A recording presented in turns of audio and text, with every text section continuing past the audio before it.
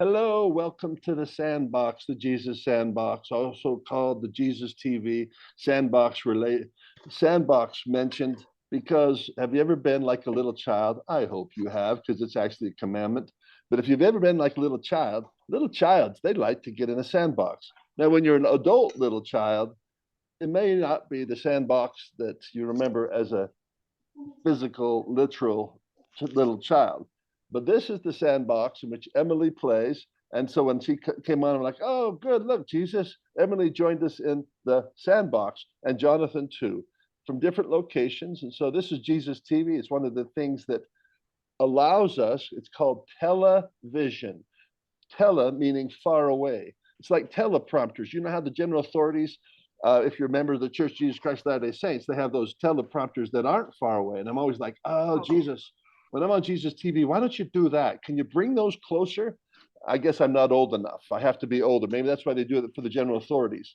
But my teleprompter, it's so far away I can barely read it. It's like a still small voice that I have to make up. Even right now, I'm using the teleprompter very far away. I'm having to almost, I would say, even intuit. What do you want me to say next, Jesus? So if I don't get it all right, understand, or if the three of us don't, understand we're doing the best humanly possible without a teleprompter, because I believe, and I might be wrong about a whole lot of things, including this, is that maybe we are given a lot of free agency as to what we say on this television program. And so we may be given a special variance. Maybe we can say things they would never say on general conference. So beware.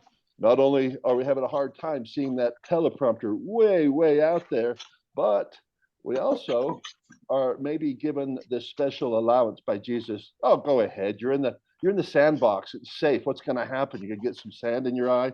And so we like to keep little children in safe places. And so with that, I'll assure you, you're perfectly safe no matter where you're at, because God does nothing without great love. That's how who he is. So even if the justice of God is upon you, you're like, oh, chickens come home to roost, don't worry about it. It's for your good. It always is. That's hard to say. So Jesus has been teaching me this. All is well, Greg, with everyone you meet. All is well. And you should tell them that. So now he's changing my greetings. So when I talk to my friend Brad or Emily, I'll be learning this new phrase, which is, I know that everything is well, very well with you and I, but do you feel that way? And then that becomes the distinction. You can acknowledge sometimes people ain't feeling it. They may know it, or maybe they don't, that everything is well as it should be. Because why? Because Jesus is with them and he has a plan. Okay, that was a weird introduction, but that's the best I could see on the teleprompter. I'm not a general authority. I don't have those right up front. No one's done, they haven't had a correlation committee to to go through our scripts. Not that I know of. Maybe they did, and maybe this is what the angels wanted me to say. I'll just go forward like Nephi, not knowing beforehand the things which I'm going to say. I'll do what God says. Open your mouth and it'll be filled with what? People have different opinions of that, Greg. Okay, then I'll just open my mouth and tell you where I was with these guys um, previous to pushing the button that says record and you're live. So what I was doing, and this is coming to a close. Go ahead, Emily. You got something to say? I was gonna say, on the thought of a teleprompter, uh, I actually am personally the anti-teleprompters because, well, back in the day with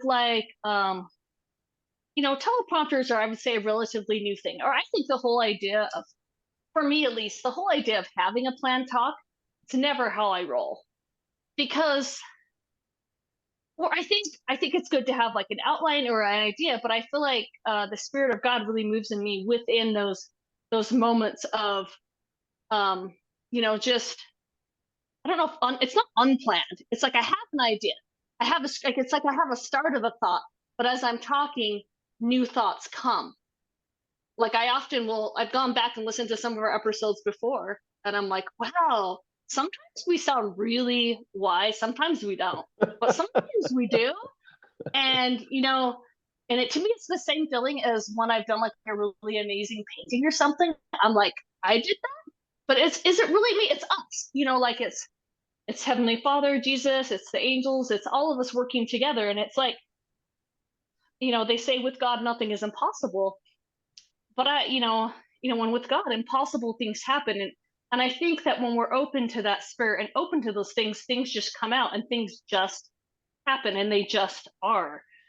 Um, so yeah, you're gonna hear things here that you won't hear in other places, or you're gonna hear things here that you do hear other places, because sometimes when God's trying to talk to us, he gives us the same message repeatedly. Um, I think Greg and I, and maybe Jonathan is too. I know Greg and I can be a bit obsessive about some things, and like I Hallelujah. think Greg, Woo! That's yeah, how that's how I hold on to Jesus. It's my yeah, gift weakness. I didn't realize I was obsessive until I started painting Jesus like this.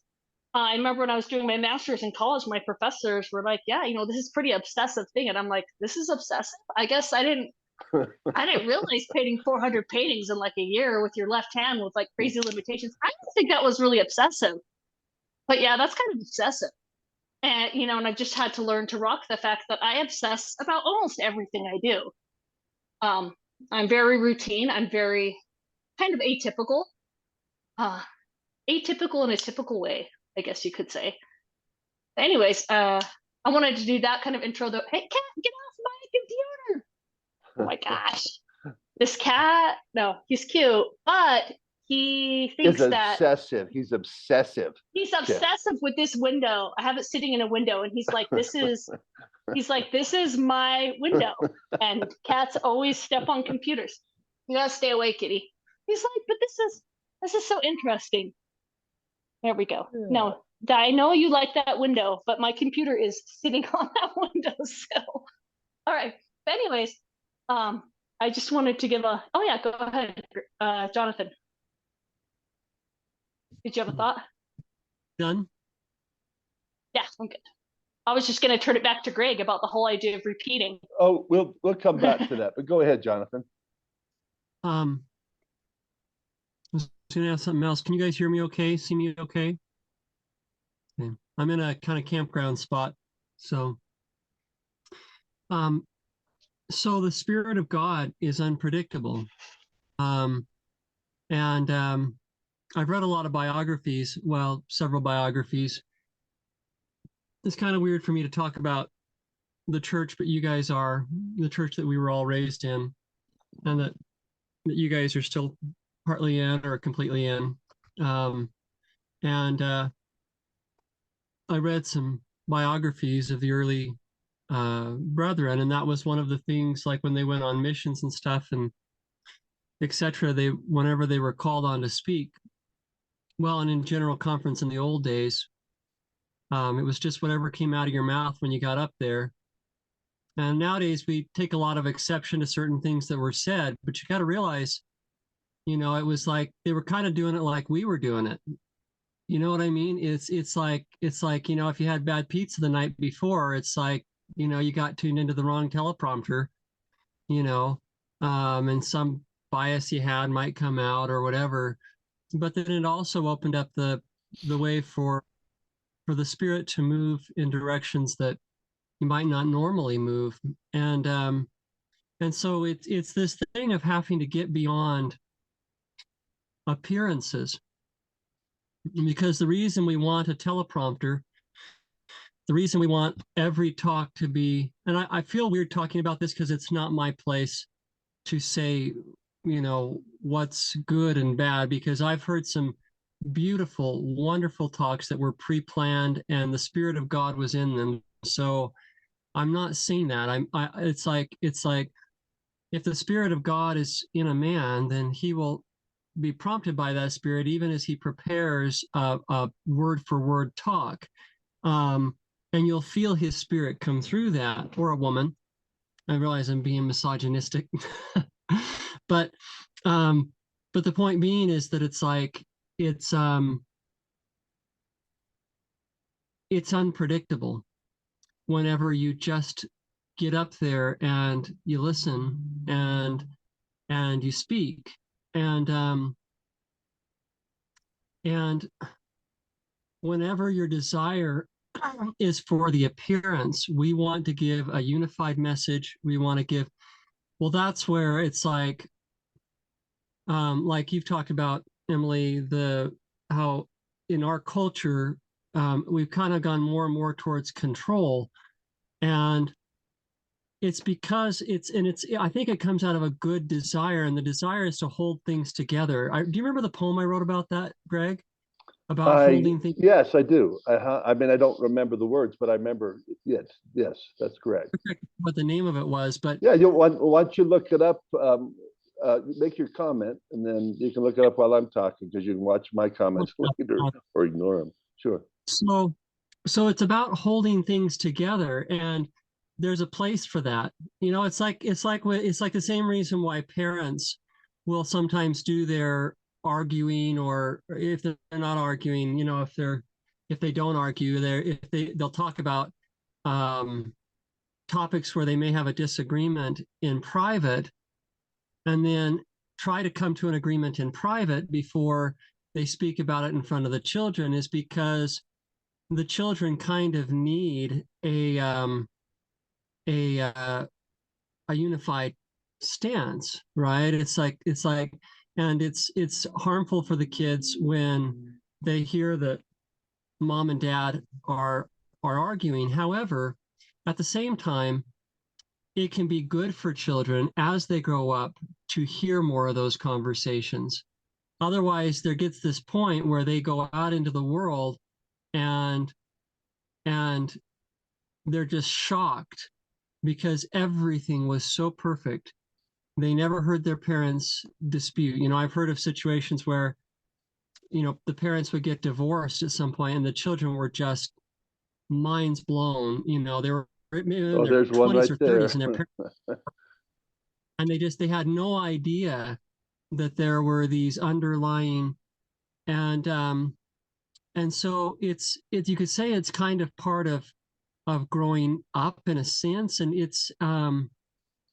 I also know it's a difference. It's like there's some people who they need things to be that way. For me, I'm the sort of person that I would much rather, you know, I would much rather hear somebody get up to the pulpit and say 5 words, that are sincerely what they feel, than to have it all be prompted. And so I don't know that we wanted to go down this vein, but it's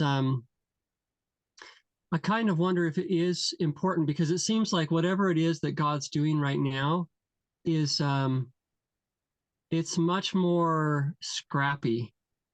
It's like something's happening here and something's happening over here and something else is happening over here.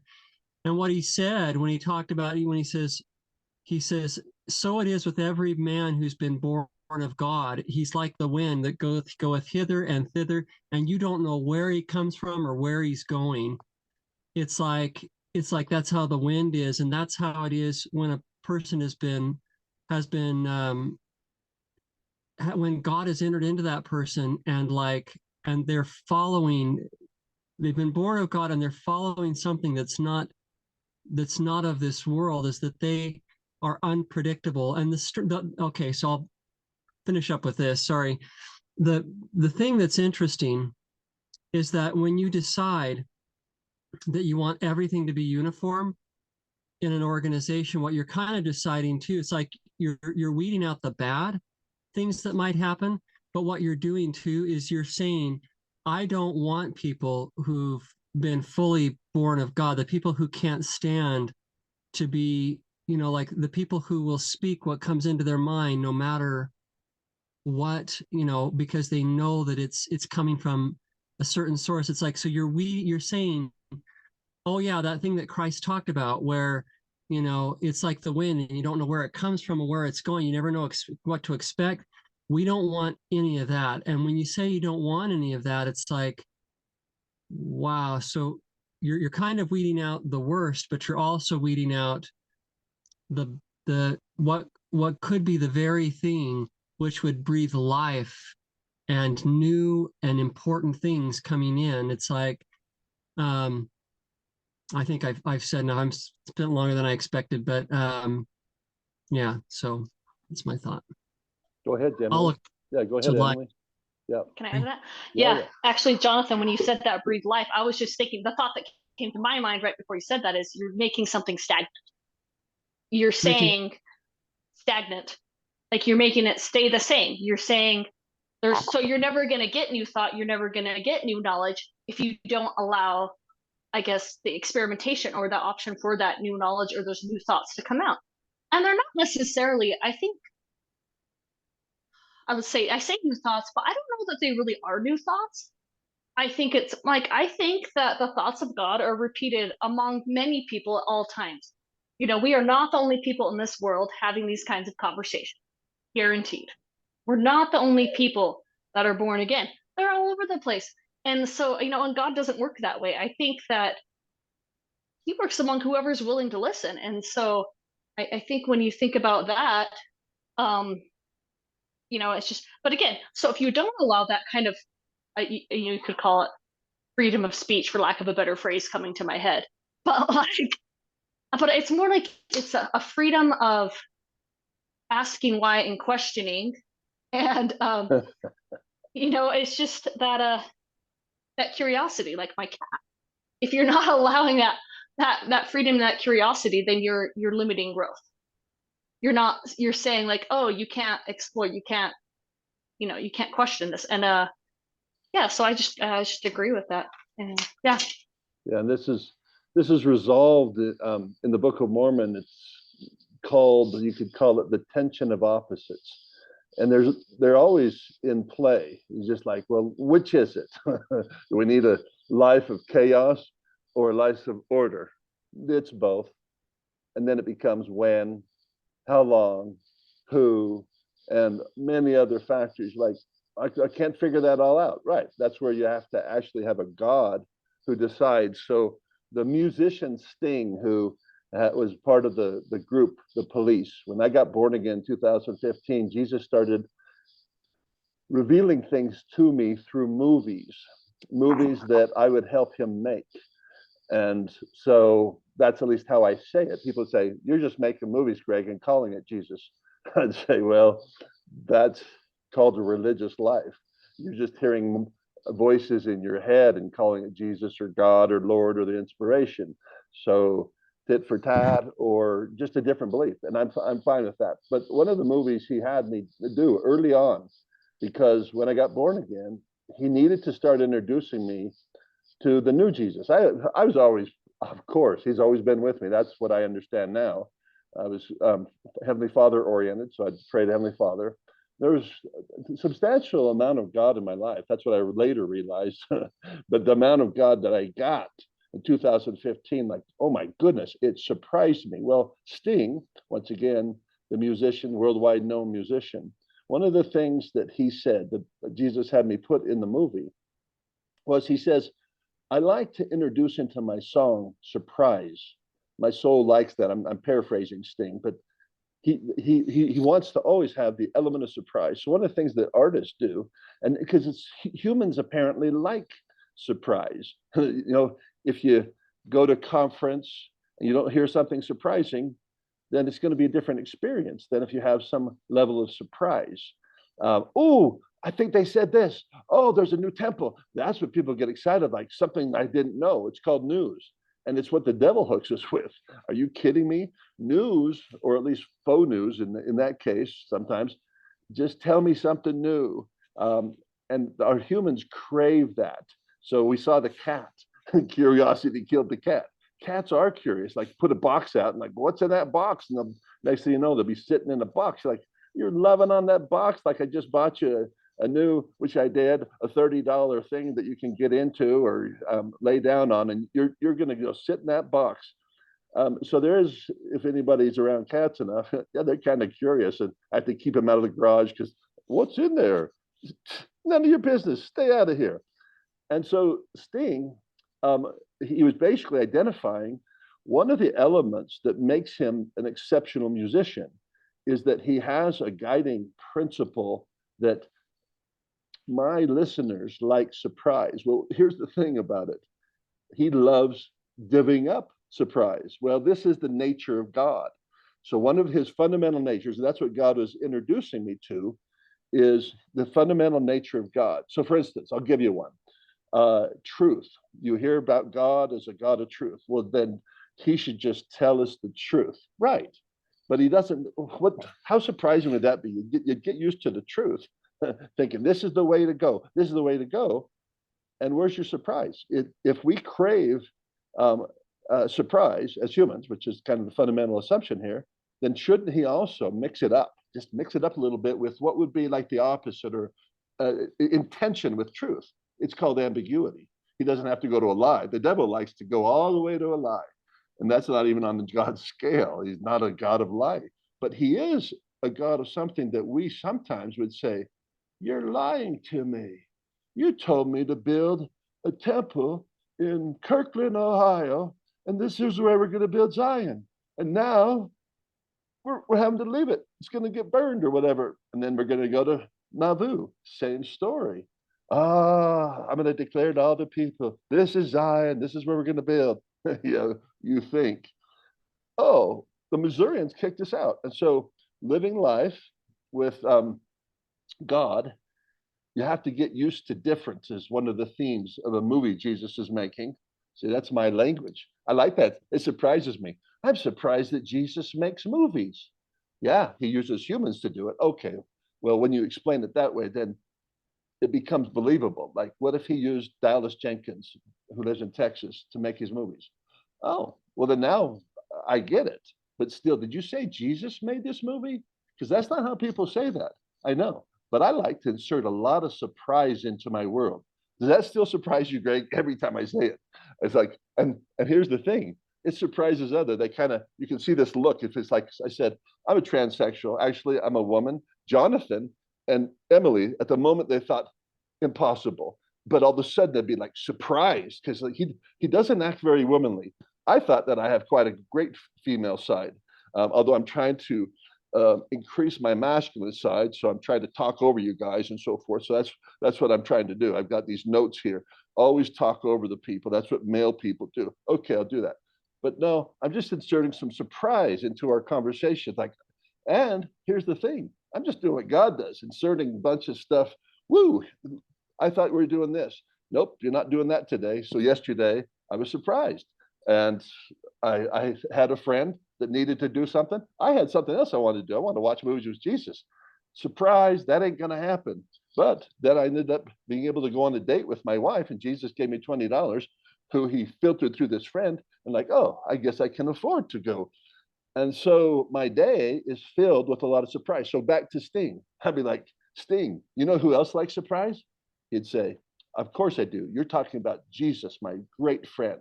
I've always been a fan of Jesus. Well, why don't you put that on the album cover? Well, because that's not what Jesus puts in my heart. He wants to have a wide audience. Like, oh, that's surprising. And of course, I didn't have that conversation with Sting. I don't know how he feels about Jesus. So, but here's what I do know.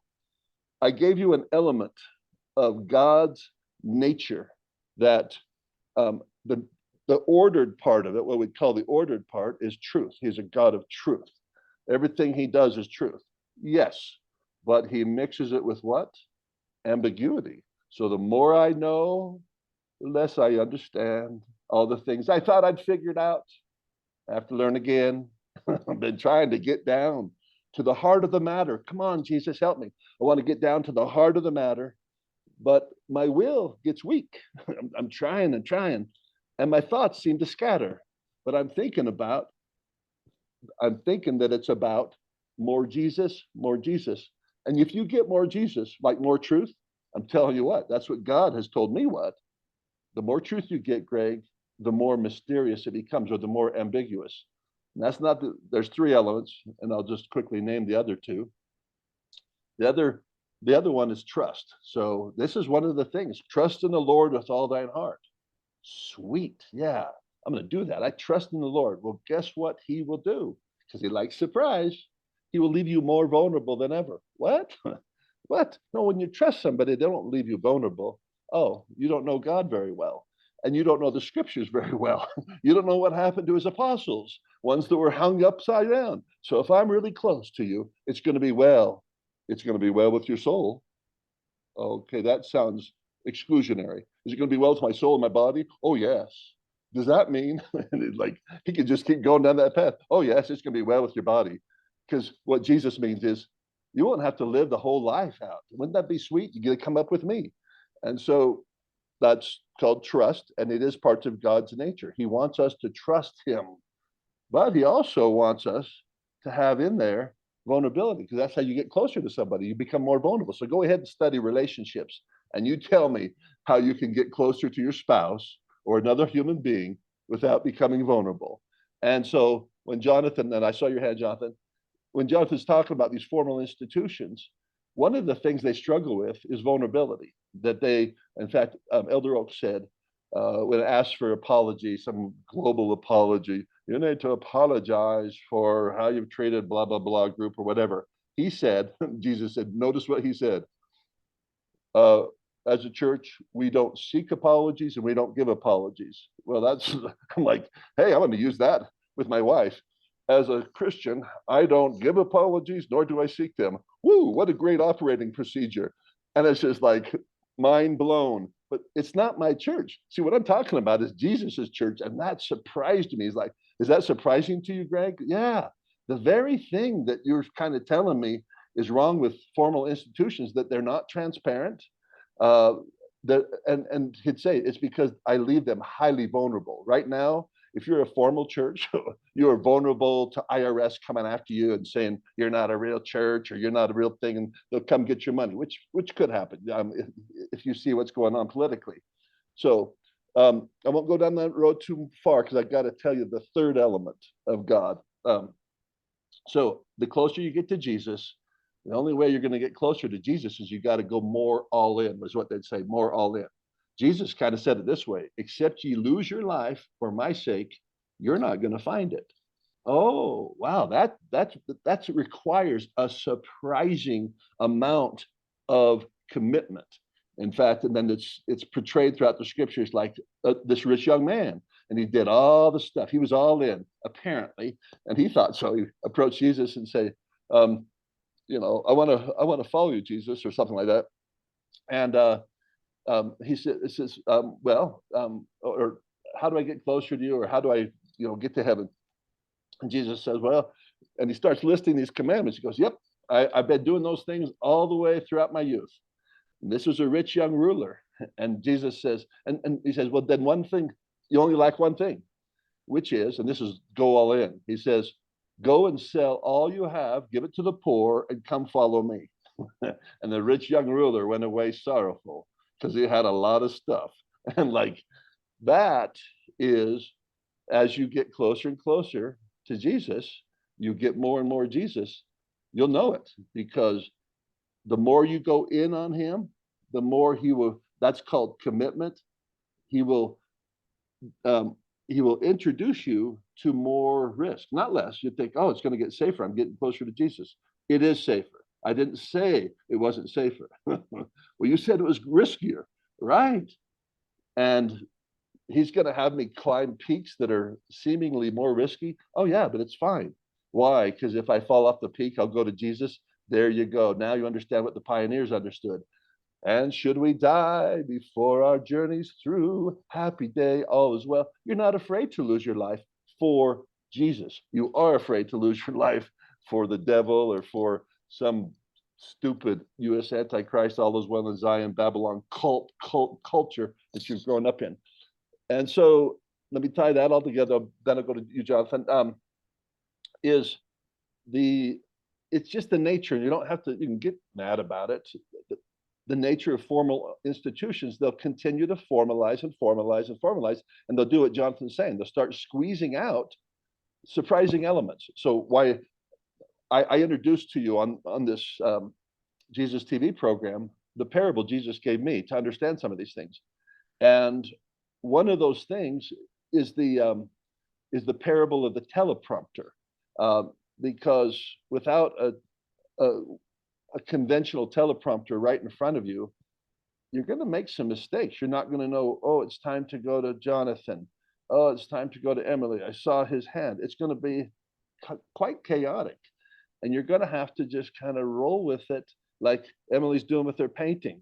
It looks like if she was following some kind of step one, do this, step two, do this, it would be a different way. But her way is like, let's just start throwing some stuff like Greg throws words into Jesus TV and hope that something lands.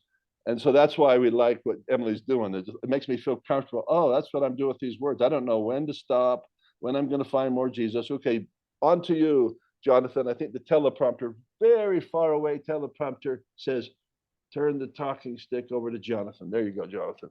And Emily. Well, before I go ahead, I wanted to see if Emily had any comments about what Greg said. So. The only thing that comes to my mind is things getting messier. This painting is not working out. Remember we talked before about the ugly stage? Oh my goodness, is this in the ugly stage? I had this whole idea when I started. I don't know, I just ruined it. I made a big mess of it. You need I don't know, paint by we'll numbers. if Jesus can help me fix it. Yeah, just give it I don't up, know. Emily. Go to If paint Jesus by can help me numbers. fix this, Yeah. I just keep making a bigger mess. I'll just keep digging myself a bigger hole, There and you go. we'll see. Fall into it. Yep. If it's still ugly, it's just not done yet. So that just relates to what you guys are talking about. We're like, you know, it just gets really unorganized. And I was like, what did I do? I had the best intentions. And I think organizations run into this too. I'm like, I had the best intentions for this. And I've done this kind of thing before, you know, that makes it look good. But like, this is just getting destroyed. I was just going to add like a couple things to this painting. I don't know. I guess we'll see what happens. But I think I'm trying to laugh and let go, but inside I'm like cringing like crazy at this big mess I made. Now you it's can really see frustrating why, to me, actually. now you can see why Jesus doesn't have Emily run the church, nor Greg. Oh my So gosh. this is evidence. Black hole. That is what would happen. I've got a big black hole here. And it's just like, that's exactly what happened. That's right. And I like part of it is, and part of my excuse is, so last week I painted in the garage. So I left all my other stuff in the garage. And so I'm like, what do I have down here in this space now? Because I took my other paints upstairs and I'm like, well, I got ink. And I left most of my tools are out in another space. And I'm like, I got one tool, I got one toothbrush, I've got some paper towels. I'm like, what do I got? And sometimes I'm like, I've done this enough. I can make up a face, and I've done this. I got this, and nope, I'm just making a mess. Like I said, you guys can keep going, but I think it relates to what we're talking about. I'm just digging a bigger hole, making a bigger mess. And I'll I'll tell you, we'll come out of it. Emily, if you didn't do anything to that painting, just you stopped, I would kind of like it, because and if it was titled in relationship to the light shineth in the darkness, and the darkness comprehendeth it not. That scripture right there, because when I look at that, I see the little it's a good title. rainbow. Yeah, so it's like maybe Jesus is in there, but we don't have enough light to see it. And so that's what that painting, that's what artists can do. Just like, you know what, this looks like terrible, but now if I reinterpret it, I meant to do this. And that's why people think artists are so slippery. Oh yeah, I meant to do that because I'm an artist. Well, and that's what Jesus... Write that on here. Yeah. The light shine. I might just leave it then. Well, the I saw Jesus and I'm like, that's my Jesus, a dark hole oftentimes, but I'm going to pretend like you're right there, Jesus. And then I'm going to imagine it. Yeah. And then I'm going to sacredly imagine it. And then I'm going to believe it. And that's about as far as I get. I can believe Jesus. And the darkness comprehended it not.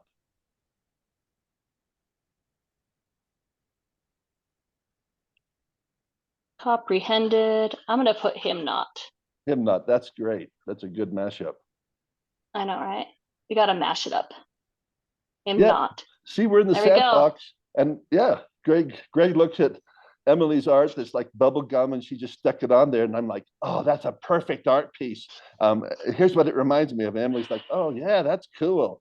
and others are just who are watching in the sandbox say, "Oh, that's just those things. Picasso's so good. Look, he makes little children's art." And so they're the detractors who aren't in the sandbox. They're like, we don't want to get ourselves dirty. And so I get it. It's like, yeah, keep your nice dresses. Just sit over there and do your cat calls or whatever it is you do.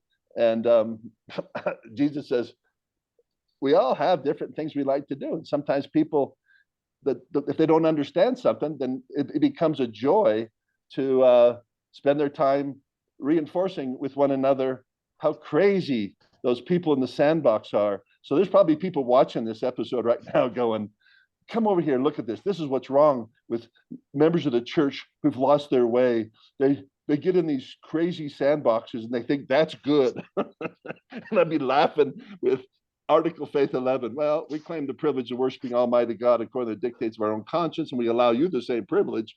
And we also allow, if you need to disparage us or defame us, then in the name of Christ, we receive it. Because Jesus has a lot of treasures for those people. And so we believe in converting. Emily's ruined it.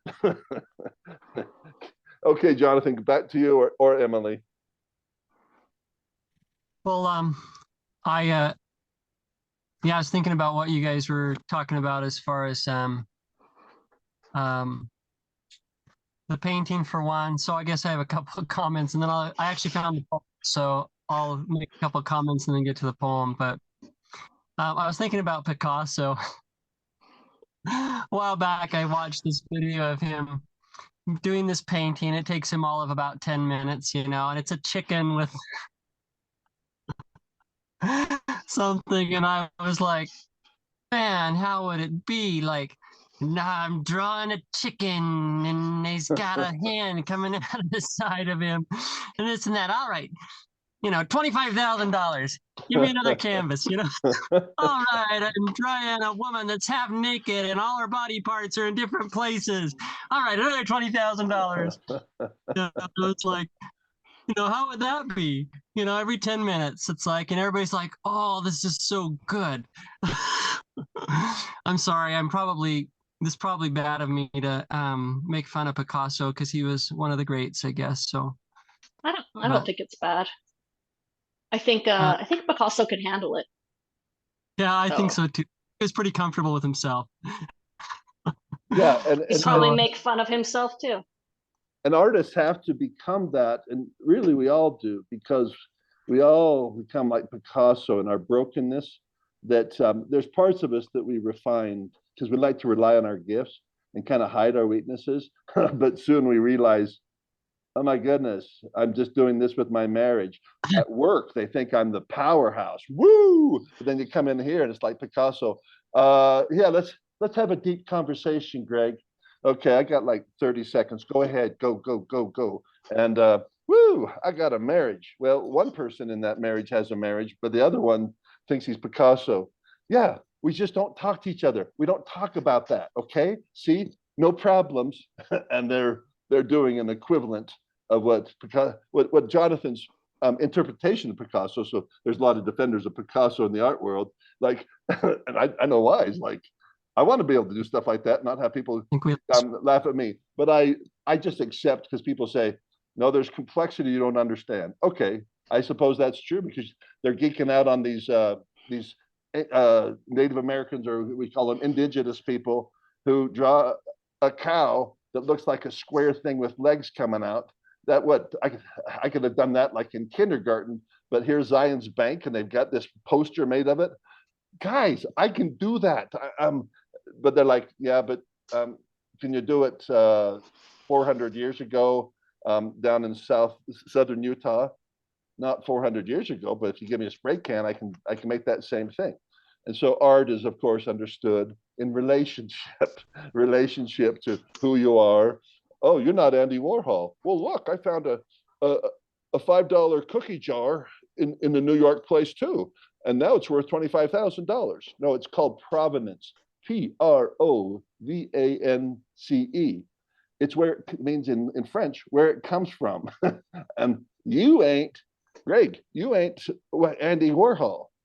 Well, but it's still, he went and got a cookie jar, same cookie jar, because Andy Warhol kept it in his house. Now it's worth $25,000. It's the same cookie jar. No, it's not. That came from Andy Warhol. The Andy Warhol cookie jar parable Jesus taught me. It matters where it came from. So why in the name of Jesus? Why does that matter? Why can't it be in the name of the golden calf, say? Yeah, that's a good point. If good things come from the golden calf, Jesus, like freak on name. Nope, provenance. And that's because I am a child of God and I built in your image, not the. Yes, now you're getting it. I'm not sure, Jesus, but go ahead, Jonathan. Oh, Emily's got a comment too. If you can hold. Go ahead, Emily. Oh, I can wait if you want. Okay. So just these thoughts have been coming to me as I've been working on this. So first things, so part of the reason my excuse for getting messed up before is I don't know if I put on one of my contacts backwards this morning or something, but my eyes are like not working right, and I'm having a really hard time focusing with my right eye. Like after we're done, I'm gonna go check out my contacts and see what I did. There's a hurt, but like can't seem to focus, and I can't see really well. So I don't know what I did there. So part of my thing is like, and then that reminded me of the scripture, you know, looking through the glass, seeing through the glass darkly, or it's like Amos. Yeah, 1 Corinthians 13. Yep. What does it say? Now we see through a glass darkly,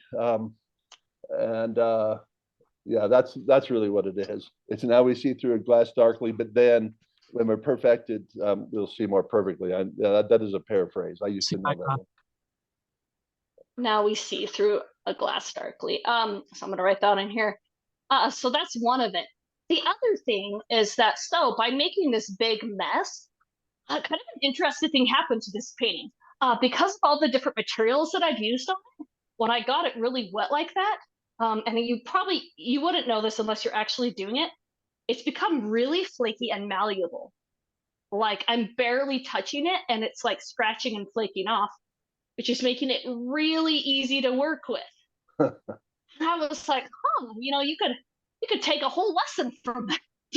We're just like, you know, I made this big black hole and I was like, it's ruined.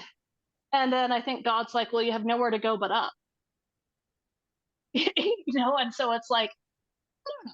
That was just what came to me. I'm like, wow, this is really malleable. I'm like, this is that's my thought. Yeah. Keep going. Yep. And it's redemption. It's like a new start. And it's like we built a sandcastle, like, oh, that's good. And Jesus stomps on it. Okay, try again. Oh, okay. And we try again. And then it gets stomped on again. And it's like you start getting better at reassembling castles. And then all of a sudden you think, it's fun. I'm going to go stomp on it myself.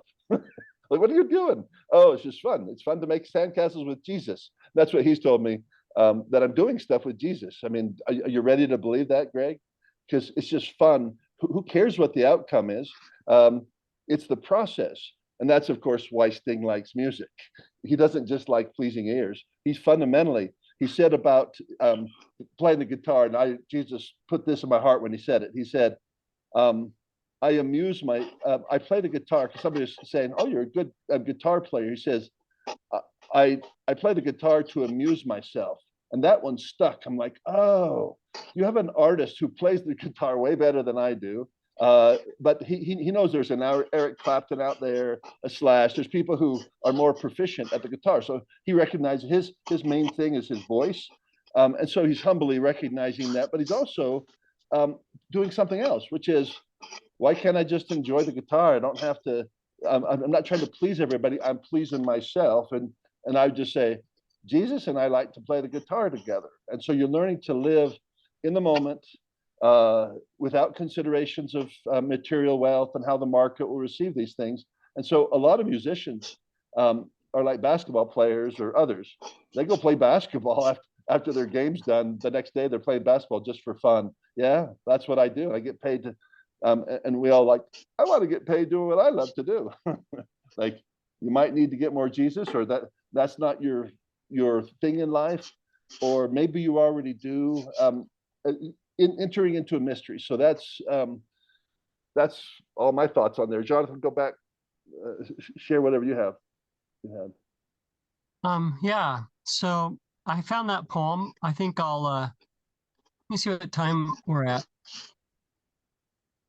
We're about 10:23, so we're kind of getting close. I'll share my last comment, this poem, and then I'll turn it back to you guys. So yeah, we've had some really interesting discussion today. I've really enjoyed it. I don't know that I'll say too much more about all of that. I like, we talked about the painting. I like what was said about about Greg. You said, you know, or maybe Emily said, I can't. Someone said it's probably that we're not running the church or a church, and I totally agree with that. Sometimes I've wondered what it would have been like to be the Pharisees when Christ came around. You know, it's like, you know, you're just trying to hold everything together and make everybody, you know, keep the commandments, the law of Moses, and here comes this guy who appears like he's, you know, tearing it all down. And of course, it's no excuse. I'm not, you know, excusing anybody or anything, but you can get kind of both sides. You can understand both sides. So I'll read this poem and then I'll turn it back to you guys because I was thinking about these subjects when I wrote this. I think this, I'm hoping this is the one. We'll know in a second, but okay, here we are. So today you are bound by the law. Today you are bound by the law, the imperfect law of the group. And that's fine for those who serve the whole for the sake of holding things together. But know that the truth you keep is tainted by such a motive. You must learn to serve the highest one who cannot be bound by groups, of fearful, tainted souls.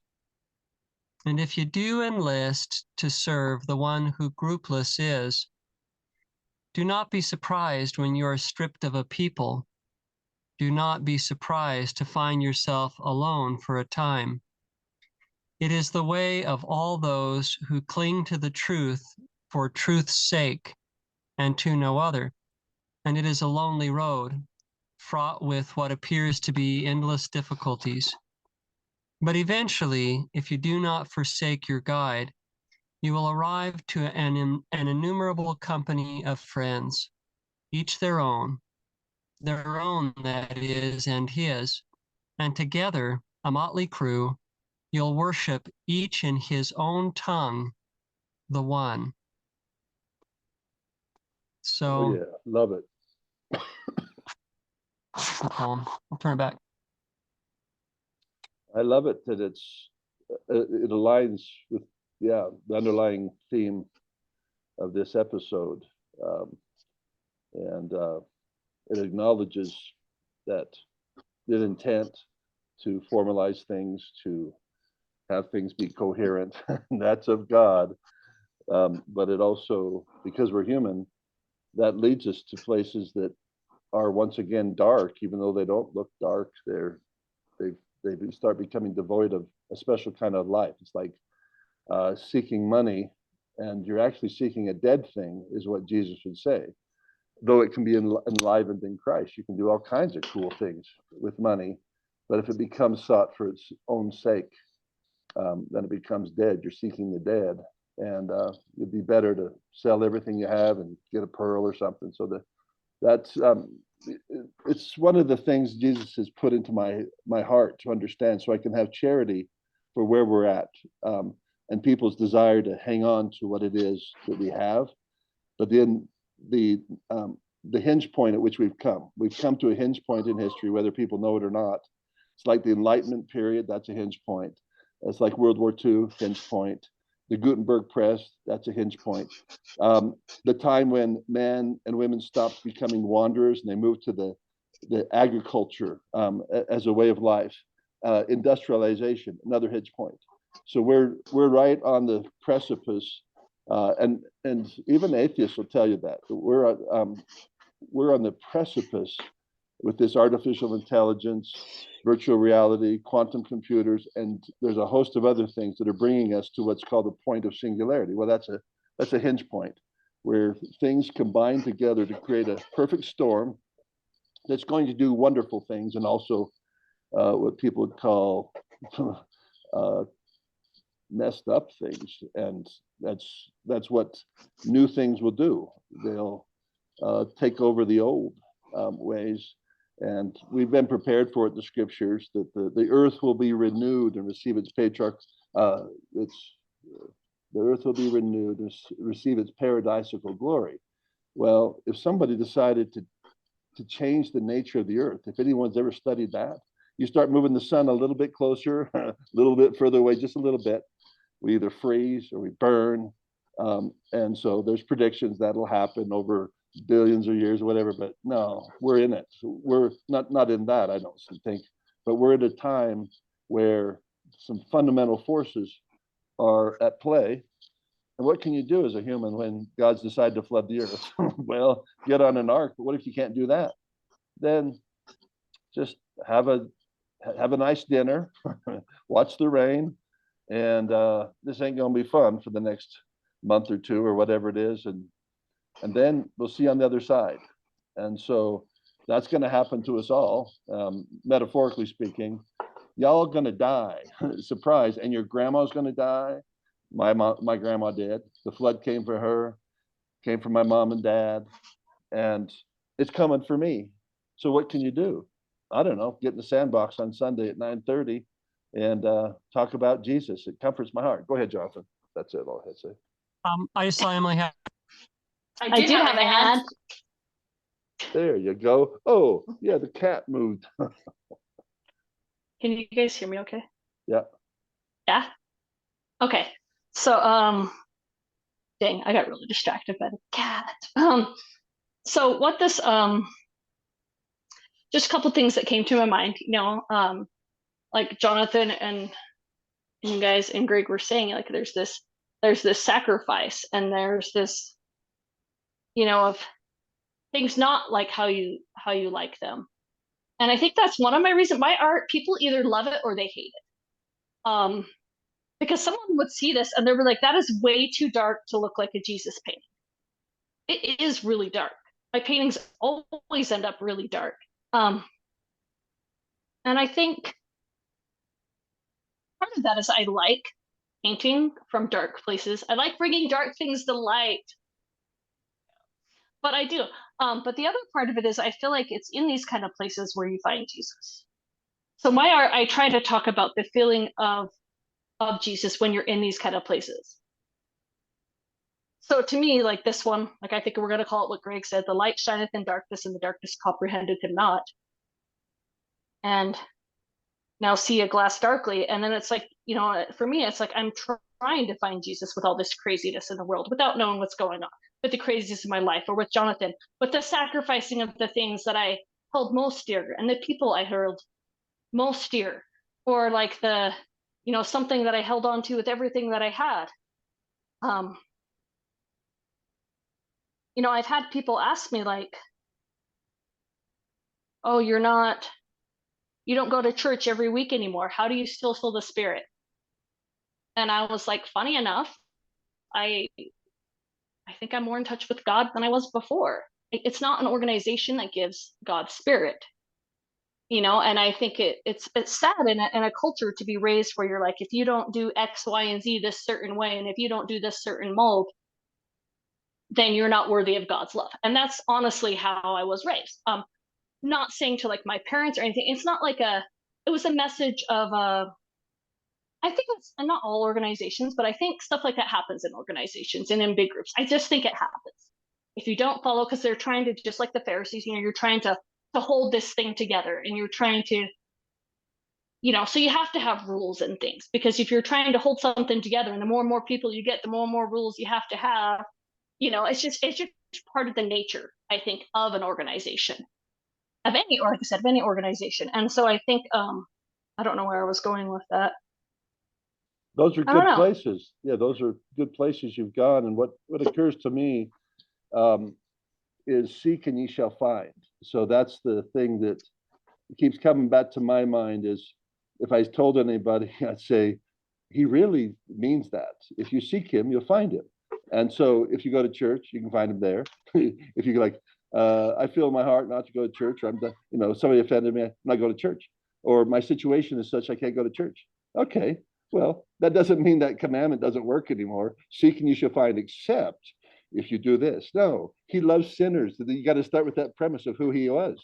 He totally loves people that are off the reservation. He'll leave the 99. Oh, okay, guys, you guys do your thing in the church. I'm going after somebody. It's Sunday, Jesus. Yeah, this is the day I love to go to the darkest places and go.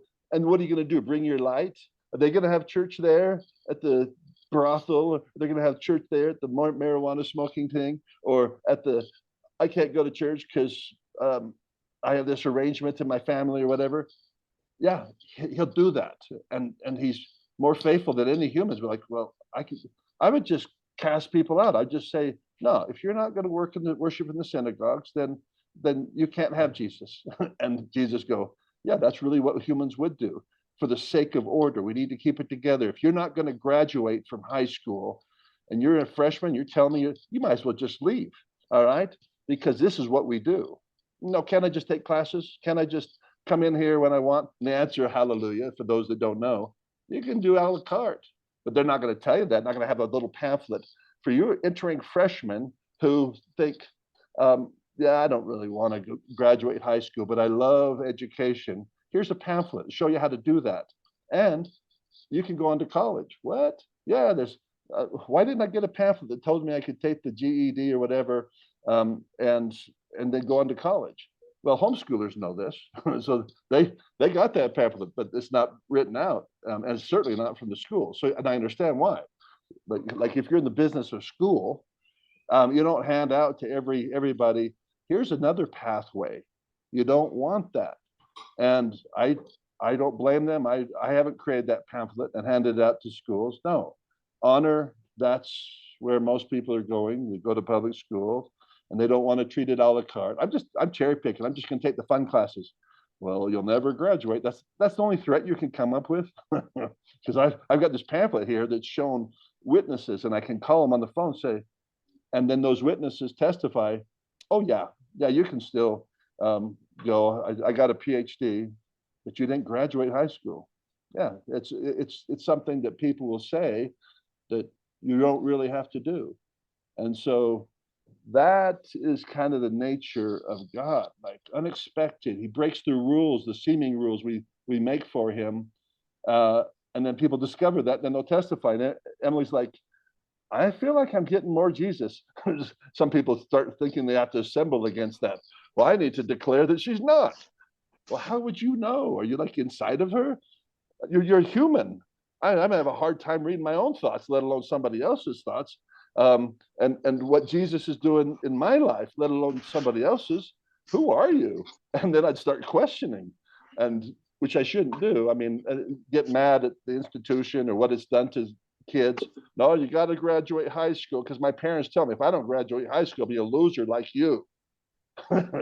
And like, I'm enrolled in college. You're a junior. This is funny. This happened to my brother. So he was kicked out of college. He was a year behind. This is Matthew. My brother Matthew passed away on his mission, but before then, God let him have this shine. So he had troubled life, and he got kicked out of high school as a junior. But he was already a year. So his peers, he should have been a senior. So his peers are right there. So he got kicked out. So he looks like a total loser, right? He goes straight to college, to Rick's College in Idaho. And his peers going like, what are you doing? Oh, I'm in college. He skipped the line. And that's because you can skip the line, people. Well, school would have to kick you out, right? So in Alma, they talk about these people that were trying to worship and they want to be righteous. And they got kicked out because they were poor. Like, yeah, you're like Matthew Muller. Get out of here. You're disruptive. And one of the prophets said, sweet, because he was preaching these people that, looked good, they had money and so forth. But he was so happy when these poor people came out who were cast out because he knew something. These guys were ready to hear the word of God. And then he had to teach them, you don't have to have a synagogue to worship God. Okay, go ahead, Emily. That's my last thought, by the way. Man, I'm a high school teacher, so that just hurts. Oh, my high school teacher. Oh, yeah. Didn't think about that, did I, Jesus? But although I do know students who have done that, I do know those. I do have students that I love that have taken a different way, and it's worked for them so far. All of my kids. I don't want to be telling kids to drop out of high school. There you go. That's a personal choice. Go to church. It's the only way. That's what Emily's saying. Go to education church. Yeah, I get it. No, it's no problem. It's just ubiquitous. That's what we're saying. It's ubiquitous for all formal institutions. I know it's not the only way. I'm just saying I'm not as open in that area, and I'm just being honest. But it's okay to have different opinions. I'm just saying, by being on here, I am not saying that everyone should drop out of high school. I just have to give that disclaimer. That's not what I'm saying. In case someone else is seeing this, I need to make sure that's not what's being said. I would like and to I get that everyone has their choices. I can hear Emily. I would formally like to disassociate myself from Greg's opinion. Of course. So there's other opinions, and I honor that. So I'm not at war with that. I'm just simply observing things. That's what I do. And as uncomfortable as they are, I just acknowledge, that's what I've experienced. And that particular one I've experienced with now 3 kids going as oh yeah, you can do that. I know that. I've been that way. That works. And I have a fervent testimony. Some people have a fervent testimony. I left the church and then I got closer to Jesus, and that's their fervent testimony. Or any formal organization. I left that 9 to 5 work all day, and I live in a van, and I wake up every day, and you're like, oh, that sounds sketchy. But then when the person tries it, oh, why didn't somebody tell me this? And so, yeah, that was perfect, Emily. I hadn't thought about the fact that here I am. I have an educator right here. If you have people from your district watching, they're like, hold it, that guy's going rogue. We need to go against it. I wish we were a church, because I'd excommunicate that guy from that sandbox. He needs to shuddy. Yeah, go ahead, Emily. Yeah, that being said, I am trying to be open to other ways, and I do know, I just don't know. I'm just gonna say that's a personal decision. This does not mean you go and drop out of high school. I just say I know those. I have several students with other life circumstances, and things happen, and you've got to go a different way. And I think, and that's okay. Yeah, go ahead. Go ahead. So what I found is that it usually comes to you. This, I think, resolves it, and that is that nobody wants to be on the outside of what everybody else is doing, unless you're a little crazy, and maybe I am.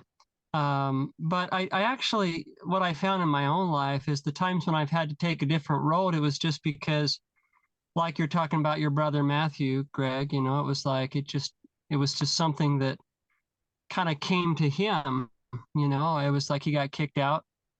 Other people, they discover it doesn't work for them. Maybe they're on the autistic spectrum, and the normal, they can't handle normal school. Other people, it's the morals in the school. It's just they have a very stringent moral thing within their own home, and the only way they can see is homeschool. And so usually we're given a framework in life, and it's always painful when you discover that your framework doesn't fit with the normal framework, and it's usually a painful decision. And then, it is true that once you discover, oh, I could do it this other way, it resolves itself. But I just want to let you guys know we're at 10:42. So Can't hear you, Emily. Sorry, I was gonna say, I actually think this painting's done. I'll be posting it online. Maybe we could figure out how to put a link to it on this episode. That would be a good idea. I'll see if I can put it somewhere and we can put a link to it, and then people could buy it if they want. Or you can just Google and find me, or you can send us a message or leave a comment on the YouTube video, or I mean, pretty much any of those ways. Google my name, Google Jesus in this mess, Google, one of those things, try to find it. Do you have comments on podcasts? You guys? I don't so. think so. I'm not. I don't think so either. Anyways, this one will be this is going to be a $400 one, and it's about not comprehending Jesus, really, but trying to look for that light and not being able to comprehend it. So I'll put that up there, and it comes from today's episode. So yeah, Excellent. if anyone wants it, and then that'll be used to support us, because we got to renew our Zoom or whatever we're going to use soon. So That's if right. people want to support us in that way, we would love it. And if not, that's fine. You just do whatever you feel you need to do. That's all I was going to say. Nice. Okay. And so, does anybody want to entitle this episode? Emily, you've got the title probably right there in front of you. Light shineth in the darkness, darkness comprehendeth it not. Well, anyways, sure. Something like that. We'll do an email chain. I'll wait till you say. I'm just going to upload it. All right. Till we meet again, guys. Thanks for meeting in the sandbox.